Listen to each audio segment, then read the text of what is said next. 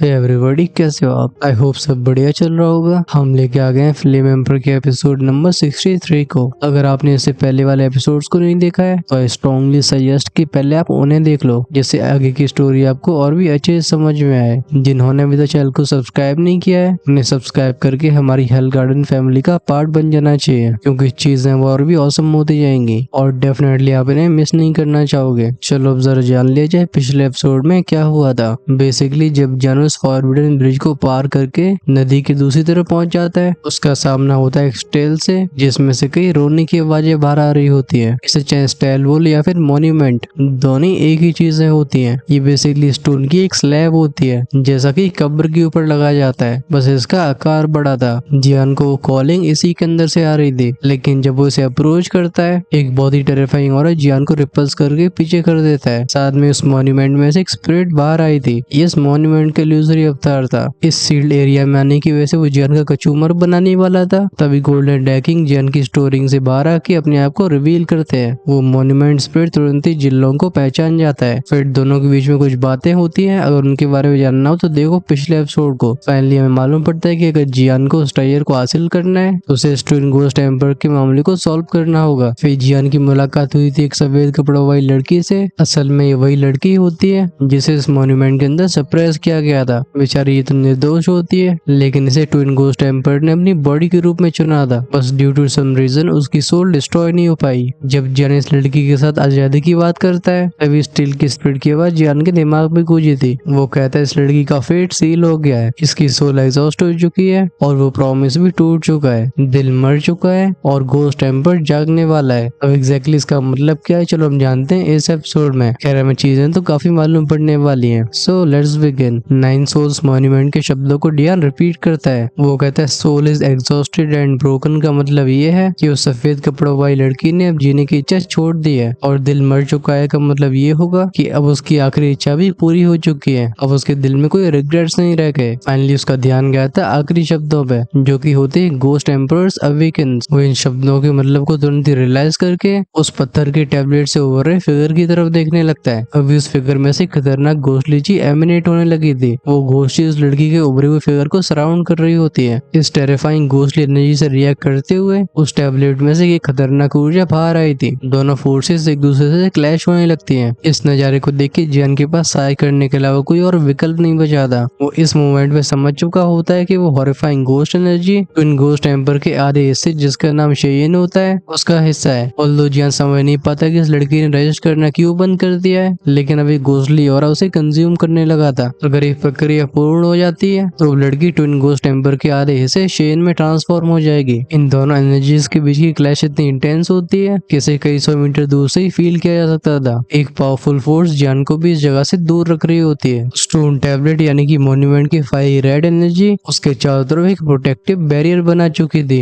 इसमें कोई भी घुसपैठ नहीं करी जा सकती। जियान जो कि अपनी स्पिरिचुअल स्टैंड का इस्तेमाल करके इस मॉन्यूमेंट के सीक्रेट के बारे में पता लगाने की कोशिश करता है। उसके स्पिरिचुअल स्टैंड को टैबलेट जल्दी से डिवावर कर लेता है। न चाहते हुए भी जियान को अपने कदमों को पीछे लेना पड़ा था। ये बात क्लियर होती है कि इस बैरियर को तोड़ने के लिए टेरिफाइंग लेवल की स्ट्रेंथ लगेगी। जियान के असेसमेंट के हिसाब से उस स्टोन टैबलेट के अंदर की एनर्जी एक 6 स्टार 2D लेवल की है। ये जान के जियान समझ जाता है कि वो चाहे कितनी भी कोशिश कर ले, उसके एफर्ट्स फ्यूटाइल रहने वाले हैं। जब जियान अपने चारों तरफ मिल्की व्हाइट फ्लेम से एक बैरियर को बनाता है, वो काफी जल्दी गोल्डन कलर में ट्रांसफॉर्म हो जाती है। लगता है ये गोल्डन डगिंग किंग की वजह से था, लेकिन ऐसा करने के बाद भी जब जियान आगे बढ़ा था, उन दोनों इमेंस एनर्जी की क्लैश की वजह से जियान की बॉडी ट्रेम्बल हो गई थी। ये देख के गोल्डन डगिंग एक इशारा करते हैं। जियान के शरीर में से किसी सुनहरी ऊर्जा बाहर आती है, जो बैंग साउंड के उस बैरियर को तुरंत ही तोड़ डालती है। तुरंत ही इस जगह की नेचुरल एनर्जी एकदम वॉलेंट हो जाती है। हम पीछे की नदी में कई मोटे मोटे वाटर पिलर्स को बनते हुए देखते हैं, जिन लोगों को इशारा करते हैं रिवर में से उठने वाला वाटर पिलर सीधा स्टोन टैबलेट से आके टकरा गया था। एक बूम की आवाज के साथ वो स्टोन टैबलेट तुरंत ही बिखर जाता है। इस चीज के ऐसे पर कच्चे उड़ते हुए देख जियान एकदम स्टंड रह गया था। वो कहता है ये कुछ समय पहले स्टोन टैबलेट इतनी भयंकर पावर को रेडिएट कर रहा था। जियान पूरी ताकत लगाने के बाद भी इसके करीब नहीं जा पाता। हालांकि 9 सोल मॉन्यूमेंट्स और गोल्डन डैगिंग ने बोला था कि इसके अंदर एक ट्रेजर छिपा हुआ है। बस जियान ने कभी एक्सपेक्ट नहीं किया होता कि ब्लैक रिवर के वाटर की पावर इसे इतनी आसानी से शैटर कर देगी। गोल्डन डैगिंग एक सोलम आवाज में एक्सप्लेन करते हैं, इस काली नदी के पानी के अंदर ऐसी पावर है जो कि स्टोन टैबलेट की पावर को रिस्ट्रेन करती है। इसी की की वजह से टूट गया है। जब उस भारी भरकम से टैबलेट के टुकड़े चारों तरफ फैलते हैं, धूल मिट्टी के साफ होती जियान को एक स्टोन टैबलेट दिखाई दिया था। ये 1 मीटर ऊंचा जेड टैबलेट पूरी तरीके से हरे रंग का होता है। इसके ऊपर अनगिनत अजीब से रून्स मौजूद होते हैं। अगर ऊपर इसके किनारे पे देखा जाए तो यहाँ पे कुछ शब्द लिखे हुए थे। वहाँ पे लिखा होता है सो रैक्यूम टैबलेट। उस जेड टैबलेट में से बाहर आने वाला ग्लो उसे किसी प्रोटेक्टिव बैरियर की तरह ढक लेता है। ये चीज काफी मिस्टीरियस लगती है। इस टैबलेट को देख के जियान कहता है कि यही सोल रैक्यूम टैबलेट की असली फॉर्म है। उसके मुंह से शब्द बाहर ही आए थे, तभी अचानक से एक फिगर मीटियोर की तरह उसके सामने अपीयर होता है। ये अपने साथ बहुत ही टेरिफाइंग ऑरी को लेके आया था। ये एक सफेद बालों वाला बुड्ढा होता है। वो कहता है सच में ये किस्मत है, लेकिन उस बच्चे को बहुत सफर करना पड़ा। ये एल्डरली फिगर और कोई नहीं बल्कि वही मिस्टीरियस एंटिटी होती है जो कि पहले 9 सोल मॉन्यूमेंट से बाहर आया था। जियान तुरंत इस बुड्ढे को ग्रेट करता है। वो ओल्ड मैन जियान को देख के स्माइल के साथ बोलता है हाँ आखिर किसने सोचा था कि इस बच्चे के अंदर इतने ज्यादा दुख से भरे विचार होंगे। तुमसे पहले यहाँ पे कई लोग आ चुके हैं, लेकिन कोई भी उसके गुस्से के सामने टिक नहीं पाया। लगता है तुम्हारी किस्मत काफी अच्छी है। ओल्ड मैन की बात को सुन के जियान के तुरंत ही पसीने छूट जाते हैं। भले वो जानता हो कि उस लड़की के शरीर में ट्विन गोस्ट टेम्पर के आधे हाफ की फुल पावर है, लेकिन उस पावर को पोजेस करना और उसका इस्तेमाल कर पाना दोनों ही अलग चीज होती है। अब उसे समझ में आता है कि उस लड़की ने जानबूझ के उसके ऊपर हमला नहीं किया था। बात ऐसी नहीं थी कि वो ऐसा करने में सक्षम न हो। उससे एहसास होता है कि वो खतरे के कितने करीब था। ट्विन गोस्ट एम्पर शेन की पावर 6 स्टार 2 एम्पर और 7 स्टार 2 एम्पर के बीच की होती है। अगर कहीं उसने लड़की का सामना करने की कोशिश करी होती, जियान इसके बारे में इमेजिन भी नहीं कर पा रहा था। गोल्डन ड्रैगन इस 9 सोल मॉन्यूमेंट के फिगर को देख के हंस के बोलते हैं ठीक है मेरे डिसेबल को और डराने की जरूरत नहीं है, क्योंकि ये बात तय हो चुकी। ट्विन गोस्ट एम्पर को सील को ब्रेक करने से रोका नहीं जा सकता, तो क्या उस ट्रेजर को बाहर निकालने का समय नहीं आया। वो ओल्ड मैन जिसे 9 सोल स्टेल के नाम से जाना जाता है, गोल्डन ड्रैगन के सामने वो हेल्पलेस होता है। वो साय करके बोलता है अंत में जाके तुम दोनों गुरु चेले के सामने लगता है मेरी भी नहीं चलने वाली है। ये सुन के जियान की आंखें एकदम बल्ब की तरह जलने लगती हैं। उसकी फायरी हॉट आंखें उस बुड्ढे के ऊपर टिक गई थी। क्योंकि ट्विन गोस्ट टेम्पर को सप्रेस करने का इसका काम है, तो इस बुड्ढे को कई सारे सीक्रेट्स मालूम होंगे। गोल्डन ड्रैगन किंग स्माइल के साथ बोलते ही इस डील में तब भी तुम्हारा फायदा हो रहा है। भले ही twin ghost temper seal break करने की कगार पे आ गया हो, इसकी वजह से तुम अपनी आइडेंटिटी को वापस पा पाओगे। जब इधर तीनों कन्वर्सेशन कर रहे थे, दूसरी तरफ स्टोन टैबलेट जो कि ब्लैक रिवर वाटर की वजह से शैटर हो चुका होता है, उसमें से सफेद कपड़ों वाली लड़की बाहर आती है। इस समय वो घोंसले और उसके चारों तरफ एक ककून बना रहा था। इस सील्ड गेट के बाहर म्यूफंग और यूरू दोनों क्रॉस लेग पोजीशन में बैठे हुए थे। भले ही दोनों गहरी मेडिटेशन में लग रहे हो, लेकिन दोनों चौकन ना होकर अपनी सराउंडिंग्स पे नजर रख रहे होते हैं। एक तरफ तो इनका ध्यान होता है आसपास के बदलावों पे, दूसरी तरफ वो जियान का इंतजार कर रहे होते हैं। कुछ समय के बाद यूरू पे रहा नहीं आता, वो खड़ी होकर बैक एंड फोर्थ जाने लगती है। वो एंग्शियस आवाज में कहती है इतना समय हो चुका है, आखिर अंदर से अभी कोई मूवमेंट्स मालूम क्यों नहीं पड़ी हैं। म्यूफंग कहता है तुम्हारा इस तरह से चिंता करने से कोई फायदा नहीं होगा। यूरो अपनी लोअर लिप को बाइट करते हुए बड़बड़ाते हुए बोलती है लेकिन सील्ड एरिया के अंदर पावरफुल गोस्ट मौजूद होंगे, मुझे जियान की चिंता हो रही है। लगता है मुझे जियान को अंदर जाने से रोकना चाहिए था। वो म्यूफंग की तरफ देख के बोलती है म्यूफंग क्या तुम दोबारा से उस टेक्निक का इस्तेमाल करके मुझे अंदर भेज सकते हो। इस पे म्यूफंग तुरंत ही अपने सिर को हिलाता है। वो कहता है ऐसा मुमकिन नहीं है। पहली बात है मेरी वो टेक्निक काफी ज्यादा दुखी को कंज्यूम करती है, और क्योंकि यहाँ पे चारों तरफ गोस्ट ही फैली हुई है, मुझे अपनी एनर्जी को रिकवर करने में परेशानी हो रही है। मैं ज्यादा रिकवर नहीं हो पाया हूँ, और तो अगर मैं उस टेक्निक को दोबारा यूज भी कर पाता तभी मैं तुम्हें अंदर नहीं जाने देता, क्योंकि यही डिसीजन जियान भी लेता। ये सुन के यूरू को चीजें समझ में आ जाती है। वो कहती है ऐसा करने को तुमसे जियान ने बोला। म्यूफंग साय करके बोलता है हाँ ऐसा उसने ही किया था, लेकिन इस बात को मुझे तुम्हें बताना नहीं था।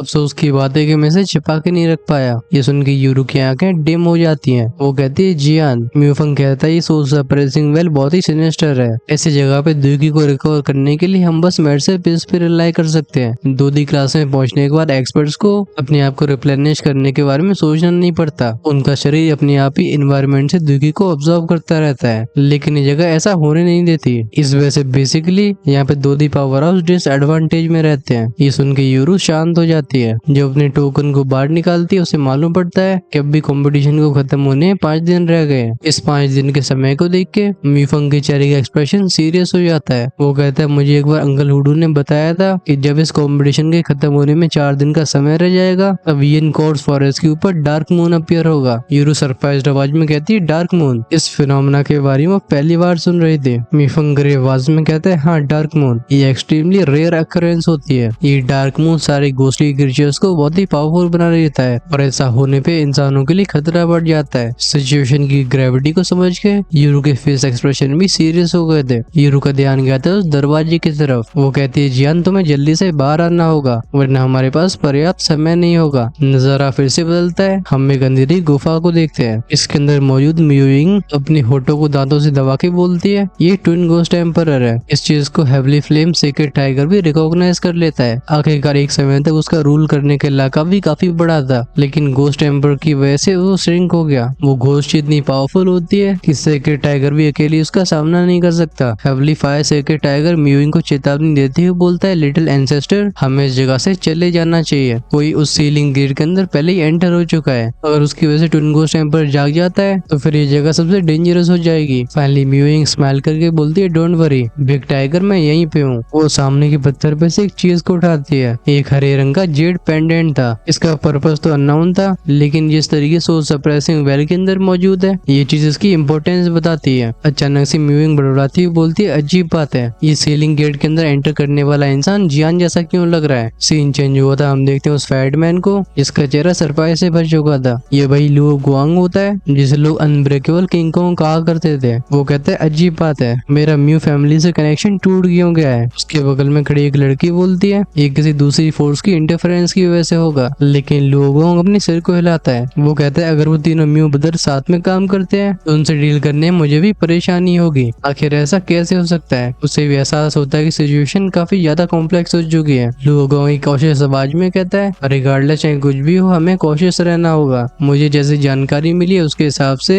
येन कॉर्स फॉरेस्ट के अंदर सारे टॉप 10 एक्सपर्ट्स एंटर कर चुके हैं। उसके बगल में खड़ी लड़की बोलती है मुझे बाकियों में कोई इंटरेस्ट नहीं है, मेरा टारगेट म्यूइंग है, मैं अपने रास्ते में किसी को भी नहीं आने दूंगी। सीन फिर से शिफ्ट हुआ था। हम देखते हैं उस चूहो को। वो थर्ड फ्लोर के ऐसे प्रेशर को फील करके बोलता है डैम इट ये थर्ड लेवल इतना एरी क्यों है। वो कहता है चलो जियान को ढूंढा जाए, अगर हमें उसके पॉइंट्स मिल जाते हैं तो हम टॉप 3 में पहुंच जाएंगे। सीन फिर से चेंज हुआ था। हम देखते हैं लड़की को जिसके हाथों से सांप लिपड़े होते हैं। वो कहती है जियान मुझे उसके बारे में कुछ जाना पहचाना लग रहा है। सीन चेंज हुआ था। हम देखते हैं शायू और एक और सिल्वर रोड मैन को। शायू के साथ ये खड़ा हुआ बंदा वही सिल्वर थंडर वुल्फ किंग होता है जिसे उसने सेक्रेड टाइगर के सामने से बचाया था। Silver blue thunder wolf king कहता है तो कल फुल लीन मून होगा। शायू कहता है आई नो। वो सिल्वर थंडर वुल्फ किंग से कहता है कैंगले टाइम सर्च में बहुत तेज निकलता है। पलक झपकते दूसरा येन मून भी आ गया। पिछले येन मून के समय पे मैं इतना सीरियसली इंजर्ड हो चुका था कि मेरी जान जाते जाते बची थी। वो तो मुझे ज़्वान सेंटिन के पावर हाउस ने बचा लिया और मैं तब से उनकी रिक्वेस्ट पे एग्री करके इस यूनिकॉर्स फॉरेस्ट में रह रहा हूँ। ट्विन गोस्ट टेम्पर को ज़्वान सेंटिन में सील तो कर दिया गया, लेकिन लगता है वो इस बार सीज ब्रेक कर लेगा। अभी silver blue thunder wolf king काफी कमजोर सा दिख रहा था। उसकी आंखें टिकी होती हैं Xiaoyu AKA heavenly moon serious पे। Silver blue thunder wolf king को यूनिकॉर्स फॉरेस्ट के ओवरलॉर्ड की स्ट्रेंथ के बारे में अच्छे से पता था। वो जानता था कि जो फिगर उसके सामने खड़ा हुआ है वो हेवली मून सीरीज का बस एक क्लोन है। वैसे इस नोवेल में शाओयू को कई नामों से बुलाया गया है। एक होता है हेवली मून सीरीज और दूसरा होता है सिल्वर मून स्काई वुल्फ, लेकिन मैं हेवली मून सीरीज नाम इसलिए यूज कर रहा हूँ जिसे हम शाओयू और silver blue thunder wolf king के बीच में कंफ्यूज ना हो। शाओयू कहता है लेट्स गो। वो ट्विन गोस्ट टेम्पर अपनी सील को ब्रेक करने ही वाला होगा। आई वंडर 9 सोल मॉन्यूमेंट की कैसी हालत है। और हाँ जियान कैंगले अगर तुम दोबारा से जीना चाहते हो तो तुम्हें जियान की जरूरत होगी। हालांकि सोल रैक्यूम के अंदर के ट्रेजर को हासिल करना इतना आसान भी नहीं है। एक ही फ्लैश में दोनों गायब हो जाते हैं, लेकिन गायब होने से पहले हमें मालूम पड़ता है कि जो silver blue thunder wolf king था उसका इल्यूजरी फिगर इतना छोटा होता है कि वो शाओयू की हथेली के ऊपर खड़ा था। नजारा देखा जाता है उस जगह का जहाँ पे हुडू मौजूद होते हैं। एक ओवरसीयर हुडू के पास आके बोलता है माय लॉर्ड न जाने क्यों लेकिन वो डिवाइसेस जिनसे हम इस कंपटीशन को मॉनिटर कर रहे थे उनमें कुछ गड़बड़ी हो गई है। ये सुन के हुडू की भौं से कुट जाती है। ये कंपटीशन हजारों सालों से चला आ रहा है और अभी तक हुडू ने ऐसी परेशानी फेस नहीं करी है। वो जियांग कहते हैं इन चीजों को फिक्स करने में समय लगेगा। लगता है हमारे पास ट्विन गोस्ट टेम्पर से पहले डील करने के अलावा और कोई विकल्प नहीं बचा है, क्योंकि अगर हमने इन चीजों में समय बर्बाद कर दिया तो पार्टिसिपेंट्स की जान खतरे में आ जाएगी। हुडू पूछते हैं तो फिर पॉइंट्स ग्रैबिंग कंपटीशन का क्या होगा। लगता है ज़्वान सेंटिन की मीटिंग के दौरान हुडू ने एंटिसिपेट नहीं किया था कि ट्विन गोस्ट टेम्पर अपनी सील को ब्रेक करेगा। वूजांग कोड स्नॉट के साथ बोलते पॉइंट्स ग्रैबिंग कंपटीशन इसे कंटिन्यू करो। वैसे भी कॉन्टेस्ट को खत्म होने में बस 5 दिन का समय रह गया है और मैं टॉप 100 को देखना चाहता हूँ। हुडू कहते हैं काफी अजीब बात है, लेकिन मैंने भी काफी समय से यूनिकॉर्स फॉरेस्ट के फर्स्ट और सेकंड फ्लोर पे कोई पार्टिसिपेंट नहीं देखा। हो सकता है कि मैं कुछ ज्यादा ही सोच रहा हूँ। वूजांग चंग अपने ग्रुप को यिन कॉर्स फॉरेस्ट के थर्ड फ्लोर की तरफ ले जाते हुए बोलते हैं लेट्स गो। हम यिन कॉर्स फॉरेस्ट के गोस्ट सप्रेसिंग वेल के पास जा रहे हैं। बेसिकली ये सभी उसी सूखे कुएं के पास जा रहे थे। दूर हवा में फ्लोट कर रहा एक मिडिल एज मैन जिसने लाल रंग के कपड़े पहन के रखे थे, वो इस पूरे सीन को देख रहा था। ये वही चैंग यू होते हैं जो कि वर्डिंग इंसेंस पवेलियन के मेंबर थे। वो कहते हैं मैं एक्सपेक्ट नहीं किया था कि ट्विन गोस्ट टेम्पर अपनी सील को ब्रेक करेगा। लगता है होंगशन माउंटेन की कोल्ड पूल के अंदर जिस ट्विन गोस्ट टेम्पर के पार्ट को सप्रेस किया गया था वो अपनी कन्फाइनमेंट से बाहर आ चुका है, वरना अगर वो चीजों को कमांड नहीं कर रहा होता तो फिर ये सब होने में समय लगता। लेकिन ये तब भी काफी अजीब बात है, इस फॉरेस्ट की सारी इविल स्पिरिट्स वैसे तो उस सीलिंग एरिया से काफी सेंसिटिव थी, लेकिन काफी समय से ये भी रिस्पॉन्ड नहीं कर रही है। बट उस ट्विन गोस्ट टेम्पर को अपीयर हुए हजारों साल हो चुके हैं। आई वंडर इस बार सील को ब्रेक करने के बाद उसकी स्ट्रेंथ कहाँ पे पहुंचेगी। ये कह के चोंग यू के चेहरे पे स्माइल आती है। वो कहते हैं हाउएवर इस कंपटीशन के अंदर कई प्रॉमिसिंग टैलेंट्स मौजूद हैं, खासकर वो जियान काफी शार्प है, उसके पास स्ट्रेंथ और करेज दोनों है, स्पेशली उसकी फ्लेम्स काफी एक्स्ट्राऑर्डिनरी है। वहीं पे जब चोंग यू सोचते हैं म्यूइंग के बारे में, वो कहते हैं उस लड़की की फ्लेम्स मुझे भी अनईजी फील करवाती है। ये सोच के चोंग यू अपने सिर को हिलाने लगे थे। फाइनली चोंग यू फिर से हवा में इस तरीके से मिल जाते हैं जैसे उनका यहाँ पे कोई वजूद ही ना हो। सीन शिफ्ट होता है, हम देखते हैं कॉर्स फॉरेस्ट के थर्ड रीजन को। एक डार्क और ईरी प्लेस के अंदर एक shadowy figure cross like position में बैठा हुआ होता है। इसे बहुत ही भयानक घोंसले और ने घेर के रखा था। इस बंदे की बस आंखें दिखाई देती हैं। इसके बगल में खड़ी होंगी पूछती है यूक्वान तुम इतनी जल्दबाजी क्यों कर रहे हो। ये बंदा और कोई नहीं बल्कि भाई यूक्वान होता है। ये ट्विन गोस्ट टेम्पर के शेन पार्ट को इंजर्ड करके उसे सॉलो कर चुका है, मतलब अब्सॉर्ब कर चुका है। टिपिकली गोस्ट एक दूसरे को कंज्यूम नहीं कर सकते हैं, लेकिन यूक्वान अलग होता है। उसका इंसानों से कनेक्शन और कई सौ सालों की रिसर्च उसे एनर्जी कंज्यूम करने के लिए अलाउ करती है। यूक्वान कोल्ड स्नॉट के साथ बोलते हैं हम आखिर तुम क्या जानती हो। ट्विन गोस्ट टेम्पर के दोनों हिस्सों में सबसे डेंजरस हिस्सा है उसे गोस्ट टाउन में सील किया गया है। वही मेरे साथ होने वाली ट्रेजेडी का सबसे बड़ा मास्टरमाइंड था। सिर्फ बदले की वजह से मैं गोस्ट वर्ल्ड का क्रीचर बन गया। मैंने इस इटर्नल डार्कनेस को भी स्वीकार कर लिया और इस बार मुझे बदला लेने से कोई नहीं रोक पाएगा। यूक्वान एक ईरी आवाज में कहता है यिंगशे तो इस बार मुझसे कोई नहीं बचा पाएगा। यूक्वान की ऐसी बातों को सुन के होंगी एकदम ट्रेम्बल हो जाती है। जब से यूक्वान ने ट्विन गोस्ट टेम्पर के आधे हिस्से की सारी पावर को ऑब्जर्व किया था तब से उसका ऑरा काफी ओवरवेलमिंग हो चुका है। अब होंगी जिसके पास एक्स्ट्रा 2 एम्पर की पावर है वो भी यूक्वान के सामने अनईजी फील करने लगी है। इससे पहले होंगी और कुछ सोच पाती यूक्वान की आवाज उसके दिमाग तक पहुंचती है। वो कहता है चलो चला जाए, एक बार ये पूरा मैटर फिनिश होता है मैं तुम्हारे लवर को रिवाइव करूंगा। ये सुन के होंगी फाइनली नोट करके यूक्वान को फॉलो करती है। वो जाते जाते मनी मन में कहती है क्योंकि मैं इतने सारे बुरे काम कर ही चुकी हूँ तो फिर एक और बार गलत रास्ते पे जाने में क्या नुकसान। नजारा दिखाया गया था मिलर के पास का। एक घोस्ट कहता है लॉर्ड मिलर हम यिन कॉर्स फॉरेस्ट के फर्स्ट और सेकंड फ्लोर के सारे पार्टिसिपेंट्स को कैप्चर कर चुके हैं और जहाँ तक बात है थर्ड फ्लोर की,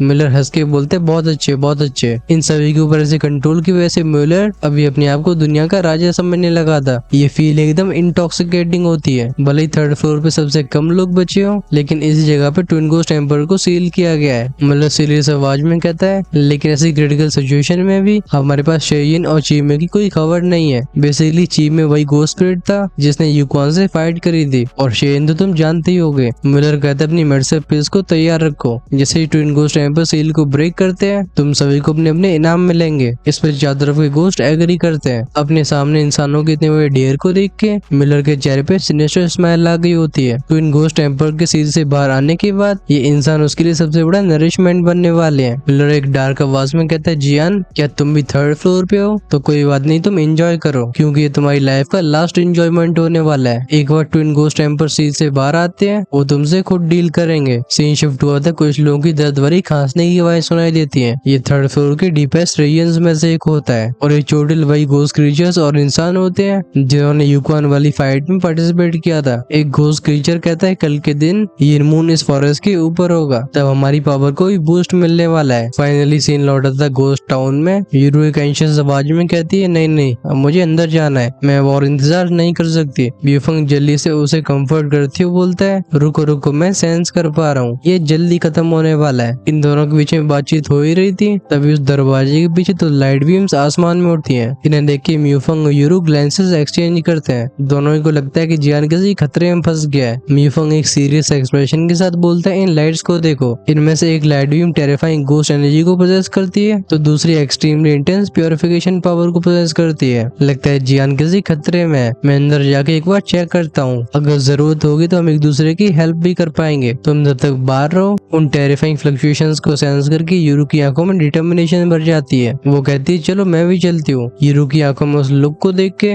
मीफंग जानता था कि अब वो कुछ नहीं कर सकता। वो चुपचाप से अपनी टेक्निक को एक्टिवेट करने लगता है। कुछ हैंडसीज को बदलने के बाद मीफंग को एक चीज नोटिस होती है। वो कहता है अजीब बात है, आखिर इस गेट की सीलिंग पावर इतनी कमजोर क्यों हो गई है? क्या ये उन लाइट्स की वजह से है? जैसे वो अपने हाथों को आगे पुश करता है, उन दरवाजों के बीच में एक गैप बन जाता है। दोनों उस गैप में एंटर हो जाते हैं। इन दोनों का दरवाजे के अंदर घुसना ही हुआ होता है। तभी बूम बूम बूम की आवाज के साथ एक बड़ा सा वाटर बलून इनके शरीर से जाके टकराता है। दोनों ही तुरंत ही भीग जाते हैं। यूरू तो भीगी हसीना क्या कहना हो गई थी, वहीं पे मीफंग एक भीगा बंदर बन गया था। एक बार मीफंग की तरफ देख के यूरू बिल्कुल हेजिटेट नहीं करती। वो अपनी फुल फोर्स का इस्तेमाल करके उस एक्सप्लोजन एरिया की तरफ शूट हो जाती है। ऑफ कोर्स मीफंग भी पीछे नहीं रहता। ये काफी जल्दी सीलिंग एरिया के इनर रीजन में पहुंच गए थे। इन्हें दूर जियान दिखाई देता है जो कि नदी के उस पार था। लेकिन जब मीफंग उस सफेद कपड़ों वाली औरत को देखता है जो कि जियान से थोड़ी दूरी पे खड़ी होती है, मीफंग की आंखों में एक अजीब सा ग्लो फ्लैश हुआ था। वो कहता है इस औरत का ऑरा। बचपन से ही घोस्ट क्रीचर से फाइट करने की वजह से मीफंग को उनके बारे में अच्छे से जानकारी होती है। वो जानता था कि जिस लेवल का ऑरा उस औरत के शरीर में से बाहर आ रहा है वो एक घोस्ट एम्परर लेवल का है, जो कि इंसानों के 6 लेवल का होता है। एक ऐसी जगह पे जहाँ पे घोस्टली एनर्जी की बिल्कुल कमी ना हो, ऐसा फिगर बहुत ही डेंजरस साबित होगा। मीफंग को सफेद कपड़ों वाली लड़की में से एक हैवी डेथ ऑरा भी सेंस होता है। अचानक से उसकी आंखें कोल्ड हो जाती है। मीफंग कहता है घोस्ट और डीमंस को खत्म होना होगा, खासकर ऐसे क्रीचर्स जिनके हाथों से इतने सारे लोगों की जान गई हो। यूरू भी उस लड़की को ऑब्जर्व करती है। फिर जब उसकी आंखें जियान के ऊपर जाती हैं, उनमें कंफ्यूजन फ्लैश होता है। तभी अचानक से एक बहुत ही खतरनाक ब्लू ऑरा इरप्ट हुआ था। इस डार्क ब्लू लाइट से पूरा स्पेस भर गया था। अभी मीफंग के कमर पे जो वुडन सोर्ड होती है वो भी एकदम कांप रही थी। जियान अपनी मिल्की व्हाइट फ्लेम के क्लस्टर से मीफंग और यूरू को प्रोटेक्ट करता है। वो कहता है मीफंग काम डाउन, ये बस एक सोल है, इसने कोई भी गलत काम नहीं किया, तुम्हें पहले मेरी एक्सप्लेनेशन सुननी होगी। फिर वो मीफंग को मेंटल ट्रांसमिशन के थ्रू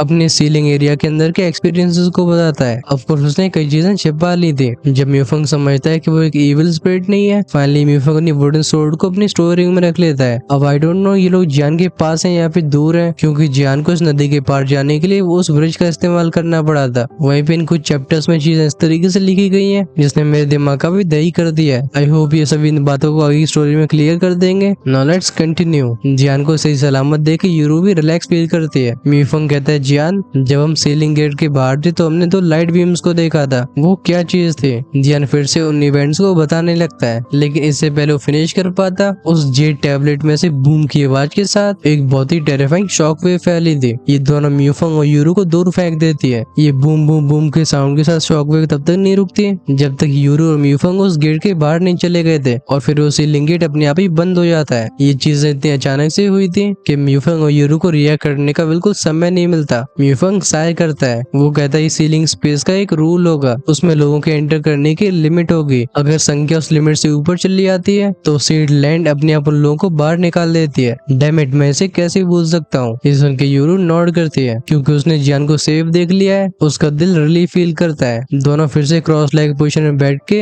अपने औरों को एडजस्ट करने लगे थे। वही बंदर जियान पूरी तरह से कंफ्यूजन में होता है। जियान के चेहरे पे वरी और कंफ्यूजन को देख के वो 9 सोल मॉन्यूमेंट्स का फिगर बोलता है। ऑफ कोर्स वही ओल्ड मैन था कि बच्चे तुम चिंता मत करो, सोल सप्रेसिंग जेड ने बस उन दोनों को बाहर निकाला है, उन दोनों को कोई हार्म नहीं पहुंचा। ये सुन के जियान को फाइनली रात की सांस लेने का मौका मिलता है। इस सोल सप्रेसिंग जेड के बारे में जितनी कम लोगों को पता होगा उतना ही बेटर है। वो 9 सोल्स मॉन्यूमेंट ओल्ड मैन बोलता है, एक्चुअली तुम्हें जिस चीज की जरूरत है वो इस टैबलेट के अंदर है, क्यों ना तुम उसे ढूंढने की कोशिश करो। जियान काफी सतर्कता से उस सोल सप्रेसिंग जेड के पास जाता है। इसे कुछ समय तक ऑब्जर्व करने के बाद जियान कहता है ये चीज काफी अजीब है, ऐसा लगता है ये सोल पावर को लॉक कर देती है, जैसे इसमें एंटर करने के बाद सोल पावर बाहर नहीं आ पाती। जियान कहता है तभी मैं कहूँ कि मेरी सोल पावर पहले एब्जॉर्ब क्यों हो गई थी। इस सोल सप्रेसिंग जेड टैबलेट के बाहर एक इनक्रेडिबल बैरियर मौजूद है। इस तरीके से समय और निकलता है। जियान अब तक लगातार इन्वेस्टिगेशन करता रहा था। कुछ समय के बाद उसे एक और चीज मालूम पड़ती है। वो कहता है इस टैबलेट के अंदर कोई चीज छिपी हुई है, ये कुछ ऐसा है जो कि सोल पावर को और भी नरिश कर सकता है, लेकिन एक बार जब सोल से जुड़ जाती है तो फिर वो दूर नहीं जा सकती। शायद इस सफेद कपड़ों वाली लड़की का यहाँ पे ट्रैप होना इसी की वजह से था। वो खुद से पूछता है कि यही वो ट्रेजर है जिसके बारे में शायू बात कर रहा था। वो ये कह ही पाया था तभी उसके पीठ पे एंशिएंट रूलर एकदम ट्रेम्बल होने लगती है। लॉन्गी एक एक्साइटेड आवाज में कहते हैं जियान, तुम जिस ट्रेजर की तलाश में हो वो सोल सोल सप्रेसिंग जेड के ऊपर है। ये सुन के जियान की आंखें उस जेड टैबलेट पे लॉक हो गई थी। अचानक से उसकी आंखें तब नैरो होती हैं जब उस जेड टैबलेट में से ओवरवेलमिंग डिवावरिंग ऑरी को सेंस करता है। गोल्डी डैकिंग जो कि हवा में फ्लोट कर रहे होते हैं वो कहते हैं जियान जरा इसे तुम करीब से देखो,